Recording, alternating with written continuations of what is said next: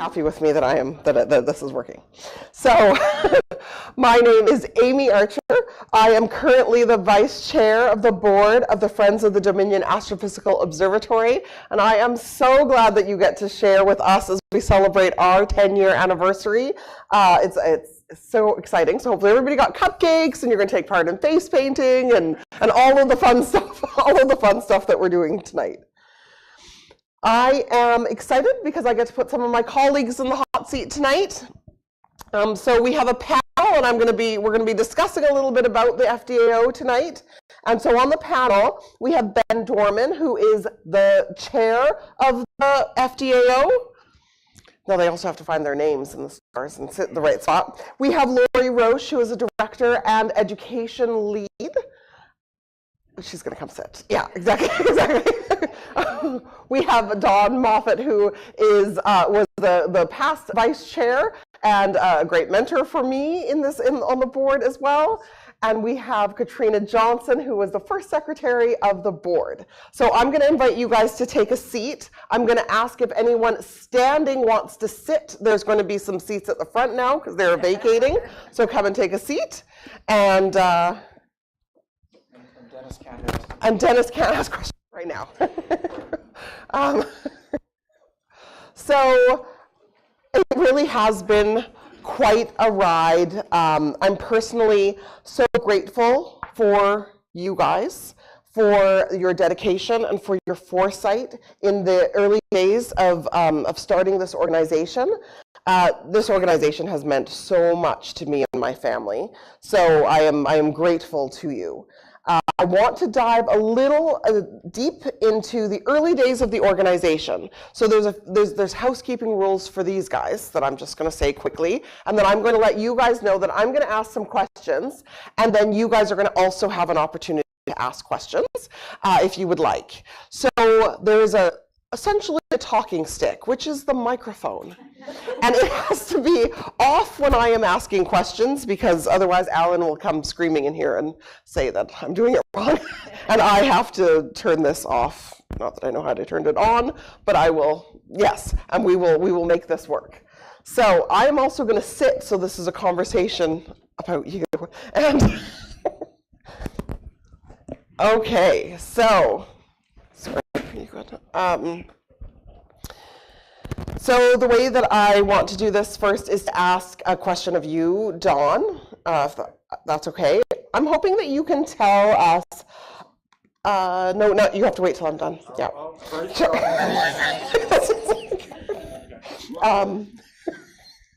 I'm hoping you can tell us a little bit about the conditions that facilitated the need for the organization of the FDAO to be created in the first place.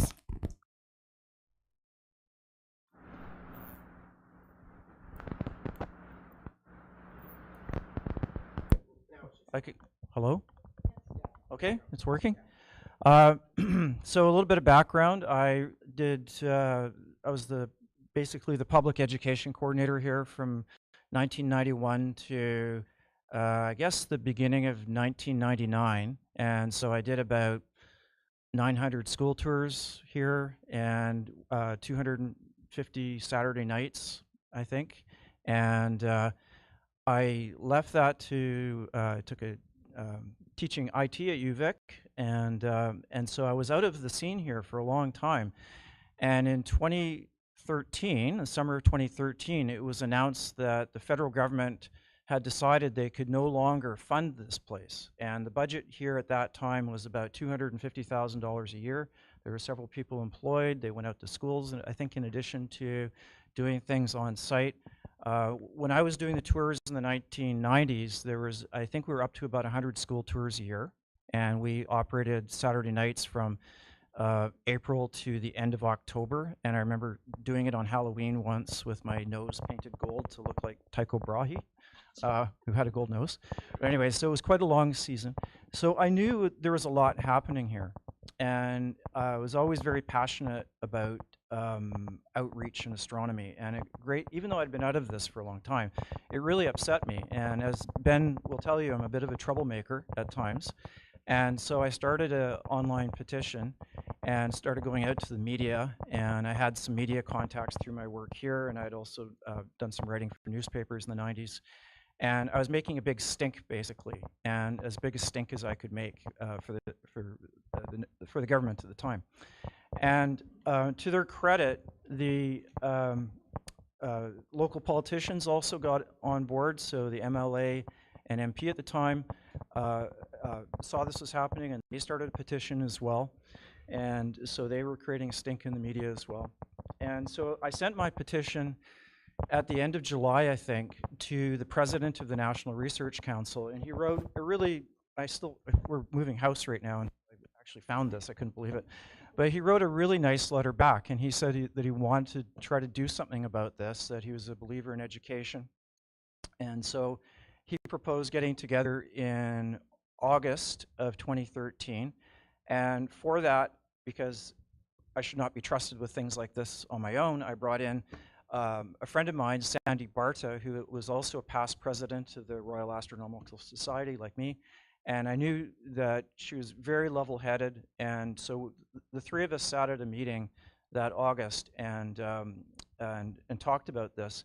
And at the end of it, he basically said, well, we'll make you a deal. If you can get people together in an organization that can run the show as a nonprofit, we'll give you the keys. And nothing really happened at that point. It was a little bit later. The local MLA, Lana Popham, got a group of community members together here who met at the observatory. And we kind of hashed this out and kind of expanded on that idea. And we created a short-term and long-term working committee. And I was the lead of the short-term committee. Lori Roche had really the hard work on it. I was just the lead, but she did all the work.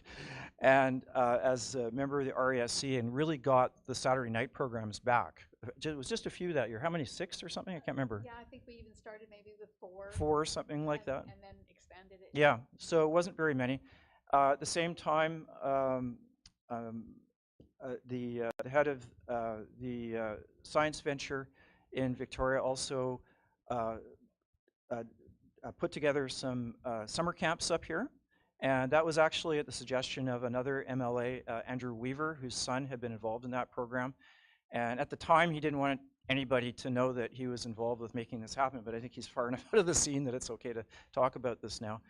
So but I think what was happening was there was a great deal, there's a groundswell in the community that we really wanted to hang on to this. This place had been open to the public since 1918, even through the Depression. And one of the quotes in the newspaper from me I think in June of 2013 was, they kept this going even during the Depression, despite the financial trouble. I think I said it better back then, but we have to keep it going now. We can't be so limited in money now that we can't keep this going somehow, because we're giving away the future if we, because the kids are our future, right? So, so Jim Hesser, who was the director of the observatory here, around this time said what he'd really like to see is a Friends of the Dominion Astrophysical Observatory. And so that's really where the name came from, was Jim. And so I started trying to put together some ideas for this in April of 2014, not very successfully, drafted some proposed bylaws and so on, not very successfully. And by the time the season ended, we had a little project gathering, and Ben and Katrina were on the long-term committee, and I figured this was up their alley because they're very successful in running nonprofits. And so the only reason this is happening nowadays is because I think Lori's effort that year, the science venture, and Ben and Katrina. So I think at this point, I'll hand it over. But again, I was just a bit of a troublemaker, so that was my role. Yeah.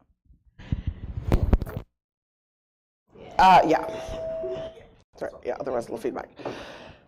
Next question is going to come to you, Ben. And I am wondering if you can tell me how the original board came together. Things. Sorry, I got a message that we need to talk Closer to the microphone. Did you hear me? Yeah, he said it was soft, but it was okay. So Katrina and I coincidentally share the same children, and one of our children has autism, and that got us involved in non-profit work for about 20 years or so before this time. Now, I am an recovering astronomer, as so I had the background of non-profits and also astronomy, so I thought I should step up to this. In January of 2015, after Don's great efforts in getting the approval of the NRC for such an organization, we had a meeting with some of the leading astronomers in town who came back from the global gathering of astronomers that occurs at the American Astronomical Society every year, and they impressed upon us how important it was to keep the public involved in support for astronomy. That you really have to do this, it really has to happen. And so I went home and I thought, all right, well, I'm going to go look at a website that talks about writing bylaws. And so I started a set of bylaws, and I found that it required 3 people to create an organization. And so those 3 people were Don, Katrina, and myself. So we submitted this set of bylaws, and I remember going to talk to the Royal Astronomical Society of Canada, and they gave me the encouragement of, why haven't you done this yet? And I said, well, we're working on it. But so this was between January and on June of 5th, 2015, I received a letter from the Society's registry at British Columbia that our bylaws had been accepted and we were now a non-profit society.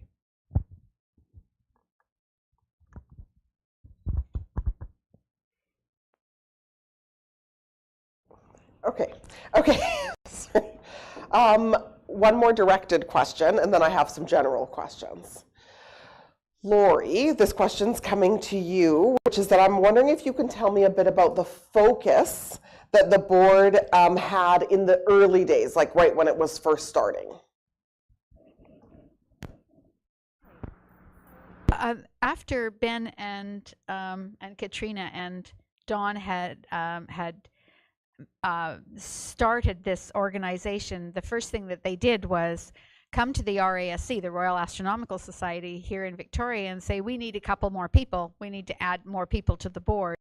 And so because we had already been doing some star parties up here, just by ourselves, basically.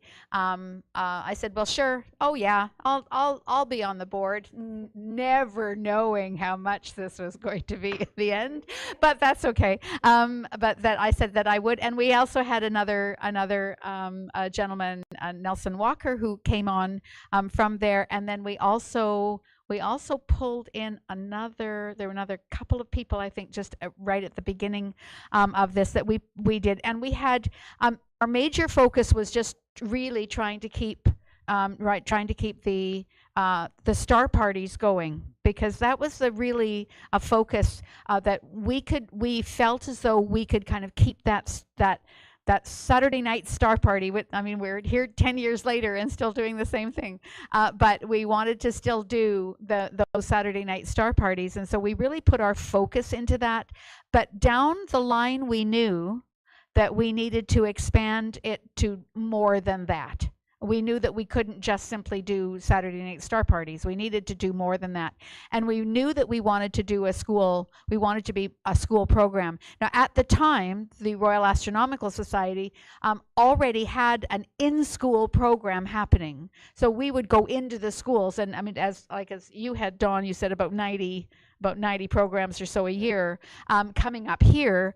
We went into the schools and we're doing the 90 programs a year inside the schools. And so we realized that we couldn't really kind of do a lot of both of them, although for about a year or so we did keep that going, because we really couldn't get enough volunteers to be up here during the day that didn't work, that were teachers that kind of could do the programs. Saturday nights we had quite a few volunteers that could do lots of different things, but the school programs needed a little bit more specific skills, I guess, to be able to work with 3-year-olds and then 16-year-olds kind of in the same day. So that it took a little bit. Anyway, that our main focus was really, for the first couple of years, was really those star parties, and that took up a lot of energy. But along that, we knew that we had to get some more money. So in fact, within the first couple of years, we actually did some fundraising, and we really worked very hard at getting different kinds of things happening within the fundraising. So I'm just going to leave it there, Amy, and pass it on, because Katrina can talk a little bit more about that. Might speak to that. Okay, so now I have a round table that I would like to start with you, Katrina. Okay, sorry. Oh, it's not off. Good. Okay. Now it's off. It's off now. No. It's off. Okay. Okay. So I'm going to ask the question directly at Katrina, but then it will be the same for each of you. And that is, what inspired you to get involved in the founding of the Friends of the Dominion Astrophysical Observatory? There's a few things. I'm not an astronomer. I'm not a scientist. I married one. But I've always had a great appreciation for the astronomy community, and I think there was a feeling of injustice in terms of what Don had, his petition, and the fact that it had been closed down, and it was taking away from me a part of the community. Because the thing I've always been impressed about the astronomy community is it doesn't matter who you are, it doesn't matter your abilities, your disabilities, where you come from, any of those things. If you love astronomy, if you like something to do with astronomy, then you're part of the club. You're part of the astronomy club. And I really saw this in the community, that so many diverse people came together and appreciated and wanted to fight for this place being open. I had a lot of experience in nonprofit. I had been an executive director of a nonprofit prior, and it just seemed like, what could I do to contribute? And it was to bring my skills with nonprofit management to the table as this organization was starting up, and that's what really drew me to it. I guess I've mostly answered that already, but I just want to add something. It was Melissa Yestrow, who was with Science Venture, who did so much work along with Lori in that first, in 2014, that first year in trying to come back. I actually first came here as a kid, as what I wanted for my 7th birthday. I was living in Nanaimo, which was definitely the sticks back then. It was, a fishing and logging town, believe it or not, back then.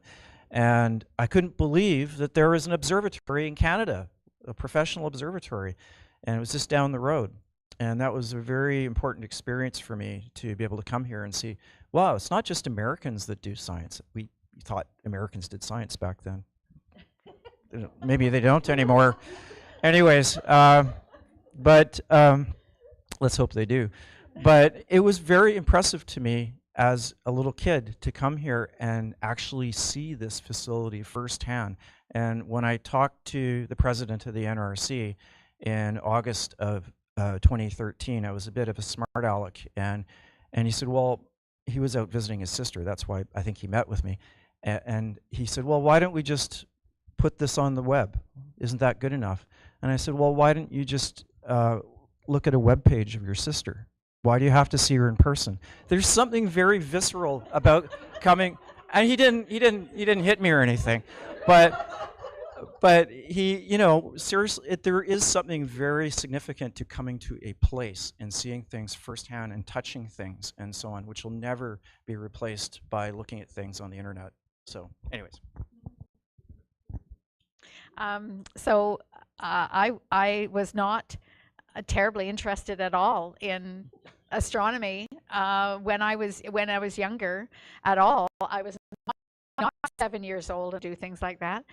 So it took me until until I came out here from Ontario, and came here before I kind of met with people from the Royal Astronomical Society and started there. And I remember vividly being up here on in the parking lot with Sandy Barta, who was one of the people who had an 8-inch daub that we have out here. Those white long things that are in the parking lot. Those are the 8-inch daub. And she showed me a couple of things in that daub, and I thought, A, this is fabulous, and B, it's being done by a woman, because most of the other people that were there were men. And so I thought, okay, I can do this too. And so so I started with that, and then just simply got into doing more and more things with the Royal Astronomical Society, and coming up here. So it really was looking through telescopes that I really got that passion to be able to do this.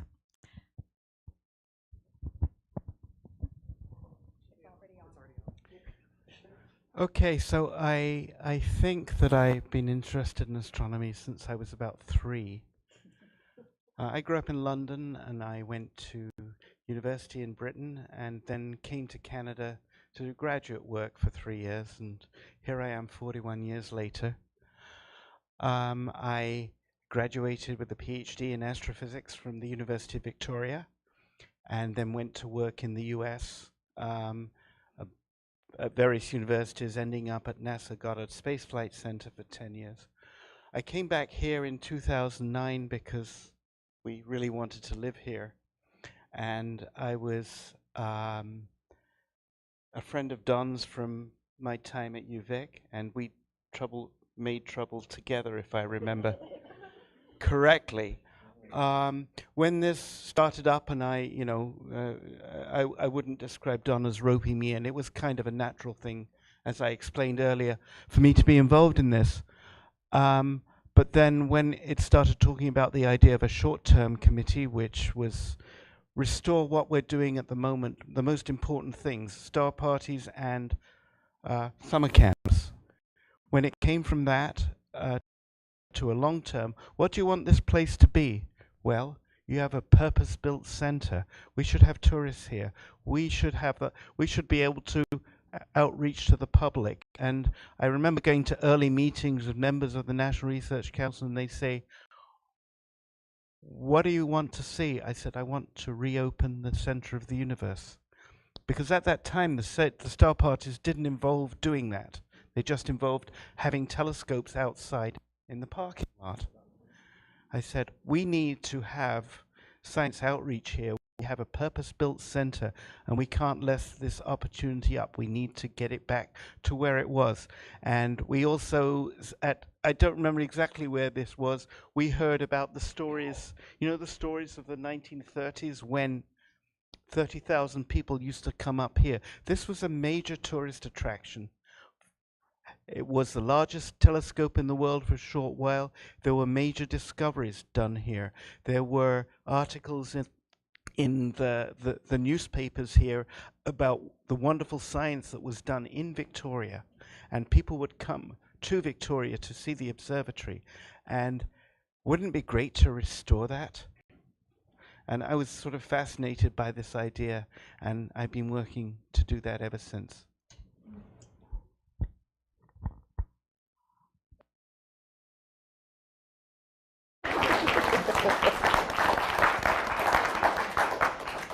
So, going to go a little bit more personal here. So, we have had 146 star parties, countless school programs, private tours, and many other programming here. I would like you to put your favorite memory or experience in.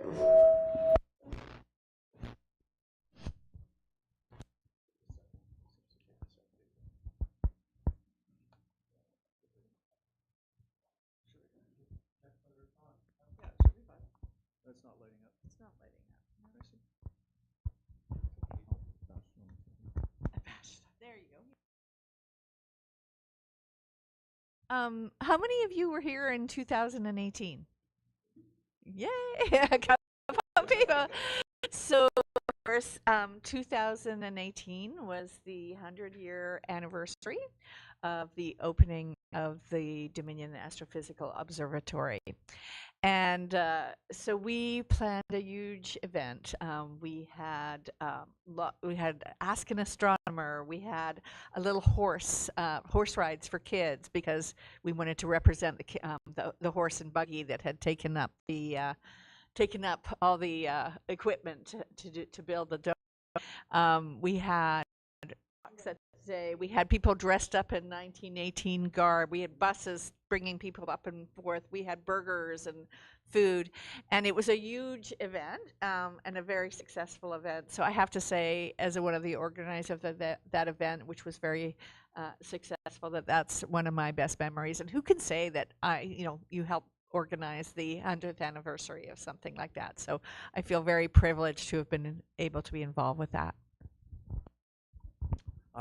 I could say the same thing. Certainly that was a lot of fun, but I was looking through old photos today, and I think one of my favorite memories is actually being in the parade. Yeah.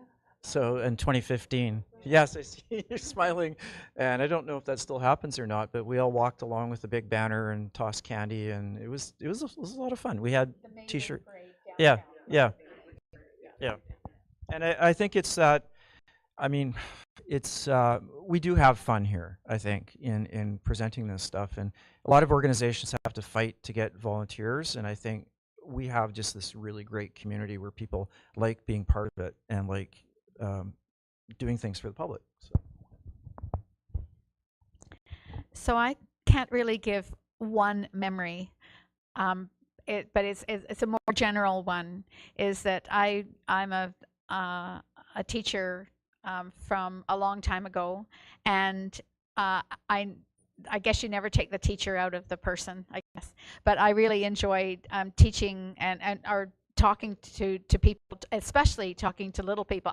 I'm much more afraid talking to you than I am talking to 6-year-olds. Okay, so I really enjoy being able to get up and just talk about how this Earth goes around the sun, and having the kids participate and having everybody ask questions and being able to kind of be fun and engaging and yet pass on just a little bit of stuff.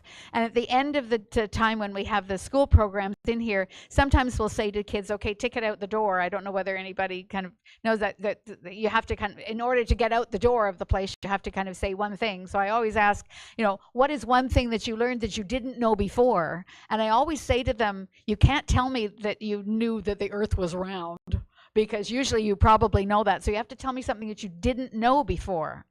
And that's really interesting when the kids say, I didn't know that we couldn't see Neptune's rings, or that Neptune had rings. I mean, I really learned something today. And just even those one little tiny things that happen at the end of programs, that's what keeps me coming back again and again and again and again and again and again and again. Well, let me just reiterate what Laurie just said. I get great moments whenever I'm giving a talk or a tour, and I realize that someone in the audience has understood something or learnt something that they'd never known before. I'd like to mention one particular instance, and that was the time in 2016 where we signed our first license to occupy the building. So that was when we moved from not just a non-profit that's trying to do something, but we actually had a legal agreement with the federal government to do what we're doing. And we have renewed that twice now. It's now valid until October of 2029, and it's renewable in over 5 years rather than 3. So we're getting more and more entrenched here, and that allows us to plan ahead for we hope to be a great and inspiring future.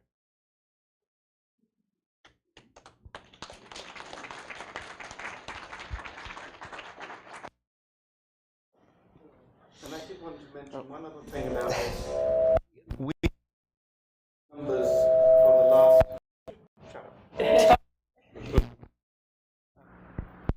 Our participation in school tours and in people up here exceeds the numbers for the last year that it was run by the government in 2013. We have exceeded that number, and we haven't, apart from that license to occupy, we don't cost the government a penny.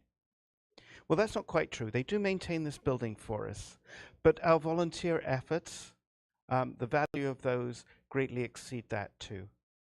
We have so many amazing volunteers who devote so much time here. If we were to put a dollar figure on that, it would be rather large.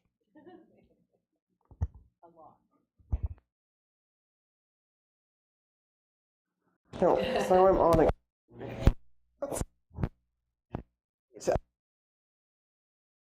Ask you. So you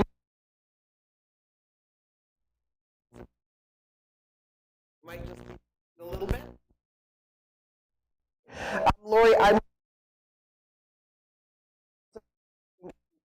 or support the FDA right now. Okay, is everybody going? Yeah. It's not necessarily. Okay. Sorry. Can you repeat the question again? Okay. Question was, can you tell me how members of can get it or support?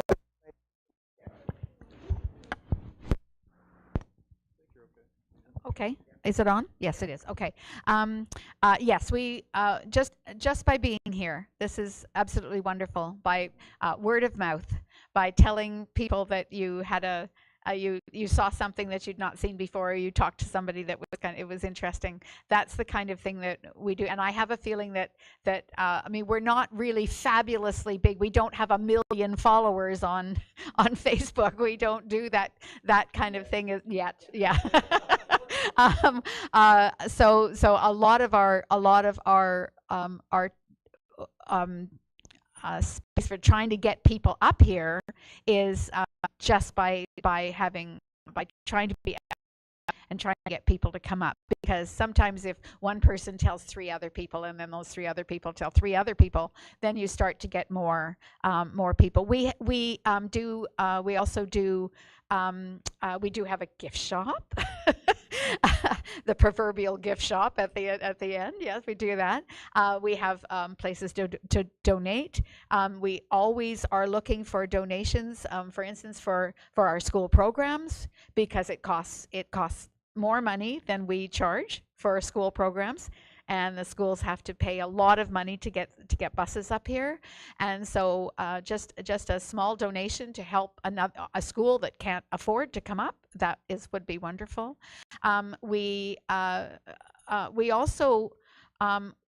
We also are going to try, and as Ben said, we're kind of trying to get a little bit more tourism, coming on board in the next little while. We're working very hard at that way, and by coming up at different times. We're going to actually be open starting in every day June 24th. Sorry, on Tuesday to Saturdays we'll be open, and those tours, usually there's not as many people that come up during the day as are here.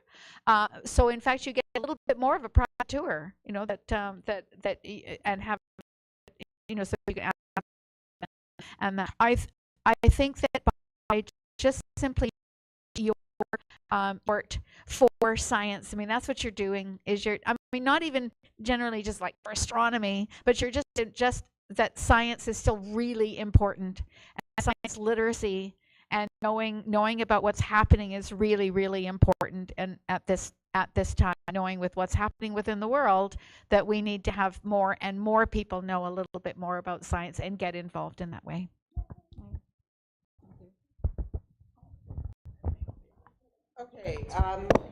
Okay. So I have one more question. If anyone else has questions, there'll be a chance. The 9 o'clock dome tour is going ahead right now. I'll let you know.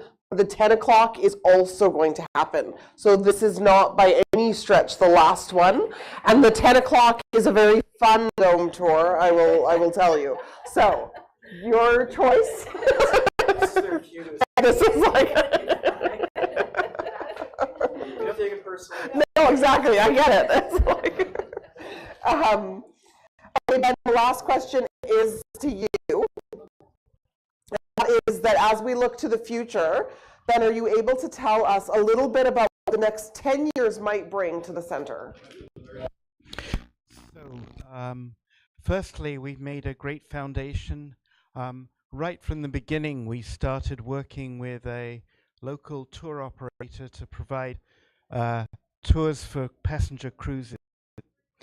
And that program has got right in terms of total revenues.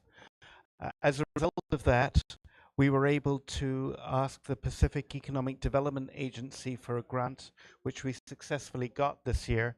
And that's going to create a large increase in the available tours, the available activity here, starting next summer as we work to put that program together.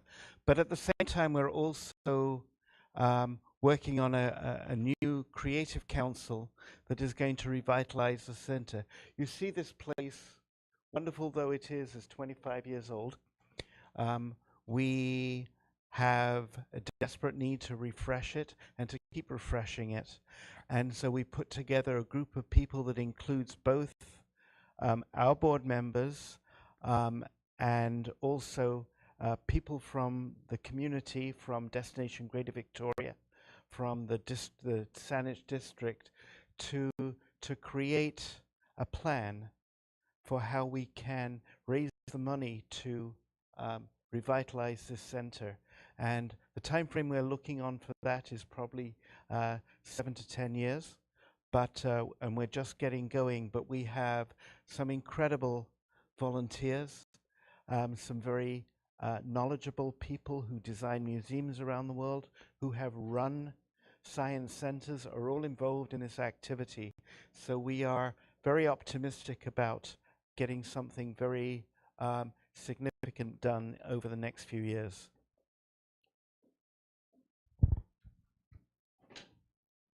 Good enough? Mention, I'm going to tag along. I'm going to tag along to that and just mention that anyone is interested in joining the board. If anyone has a finance background and is interested in joining the board, do talk to Ben and I. We want to hear from you. But anyone who is interested in any way, we do, as Lori and Katrina have said, we have a great volunteer community here, but we are welcome. We are always happy if you want to get more involved. There's always cool things happening on the Hill. So if anyone has any questions, you can now ask them. It's okay, Dennis. Yes.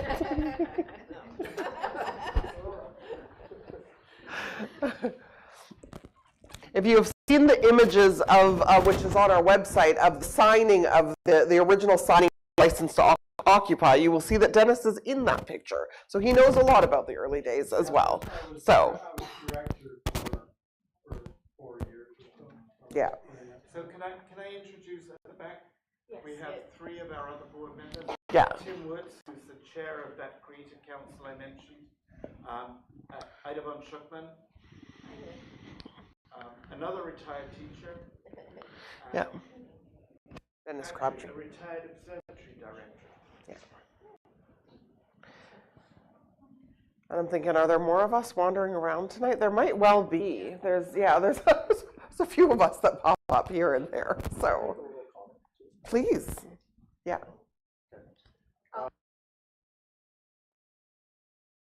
Yeah, no.